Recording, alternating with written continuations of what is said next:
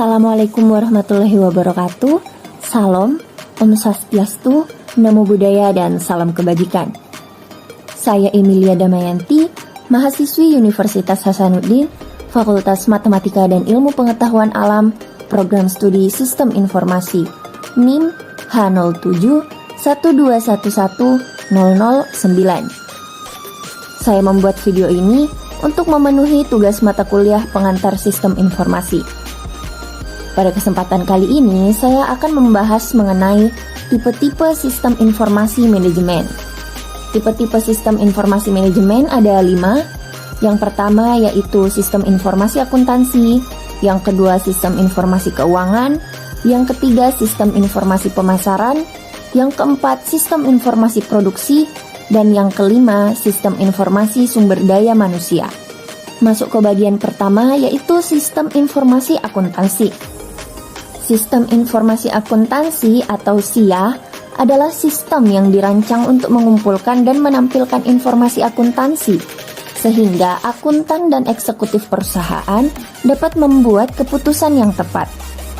Sistem informasi akuntansi sangat diperlukan oleh sebuah perusahaan karena mengandung sebuah proses untuk melaporkan kondisi keuangan perusahaan secara akurat dan benar untuk semua pihak yang membutuhkan. Berikut ini merupakan fungsi dari sistem informasi akuntansi. Yang pertama, mengumpulkan semua data kegiatan bisnis perusahaan dan menyimpan data tersebut secara efektif dan efisien. Yang kedua, mengambil data yang diperlukan dari berbagai sumber dokumen yang berkaitan dengan aktivitas bisnis. Yang ketiga, membuat dan mencatat data transaksi dengan benar ke dalam jurnal-jurnal yang diperlukan dalam proses akuntansi, sesuai dengan urutan dan tanggal terjadinya transaksi. Yang keempat, mengubah sekumpulan data menjadi informasi keuangan yang dibutuhkan perusahaan.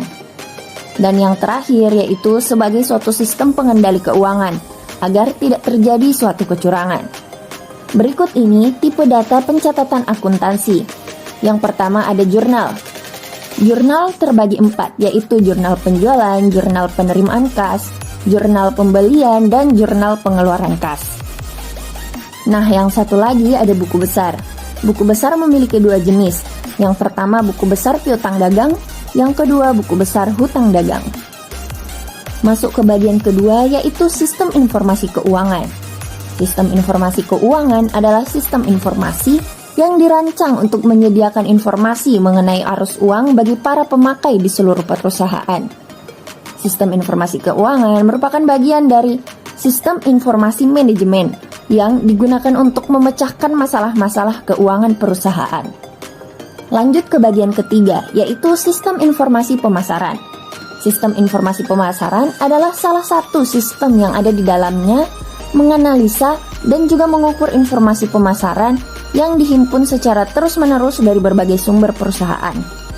Fungsi sistem informasi pemasaran ada 5. Yang pertama, yaitu pihak perusahaan akan dimudahkan dalam hal mengontrol perkembangan bisnisnya. Yang kedua, membantu memudahkan setiap sistem informasi yang dimiliki perusahaan. Yang ketiga, membantu mempercepat informasi ketika ada kesalahan ataupun kekeliruan pada data. Yang keempat, mempermudah manajemen waktu dalam hal menjalankan kegiatan perusahaan, terutama dalam hal pemasaran. Dan yang kelima yaitu meminimalisir terjadinya human error. Berikut ini jenis sistem informasi pemasaran. A. Marketing intelligence merupakan informasi yang didapat dari lingkungan dan terus diserap ke dalam perusahaan. B. Internal marketing information merupakan suatu informasi yang dihimpun dari dalam perusahaan. Dan C. Marketing communication merupakan sistem yang diperoleh dari dalam perusahaan ke lingkungan perusahaan. Bagian keempat yaitu sistem informasi produksi. Sistem informasi produksi adalah suatu sistem berbasis komputer yang bekerja dalam hubungannya dengan sistem informasi fungsional lainnya untuk mendukung fungsi produksi yang meliputi seluruh kegiatan yang terkait dengan perencanaan dan pengendalian proses untuk memproduksi barang atau jasa. Ruang lingkup sistem informasi produksi meliputi rencana produksi, rencana tenaga kerja, rencana kebutuhan bahan baku, dan sistem pengendalian produksi. Ada 4 fungsi dari sistem informasi produksi. Yang pertama, digunakan dalam merencanakan, monitoring, dan mengontrol proses produksi yang terjadi sehingga lebih efisien. Yang kedua, menghasilkan efisiensi proses produksi, kontrol kualitas yang ketat, serta menghasilkan produk yang lebih bagus. Yang ketiga, mengurangi biaya dari penggunaan berbagai inventarisasi dengan mendapatkan kontrol material yang baik. Dan yang keempat, digunakan sebagai alat persaingan secara kompetitif antara organisasi bisnis. Lanjut ke bagian kelima, yaitu sistem informasi sumber daya manusia. Sistem informasi sumber daya manusia ini bertugas untuk mengumpulkan dan memelihara data yang menjelaskan sumber daya manusia, mengubah data tersebut menjadi informasi, dan melaporkan informasi itu kepada pemakai, di mana data-data yang telah diperoleh tersebut merupakan data yang dibutuhkan oleh sebuah perusahaan untuk meningkatkan sumber daya manusia.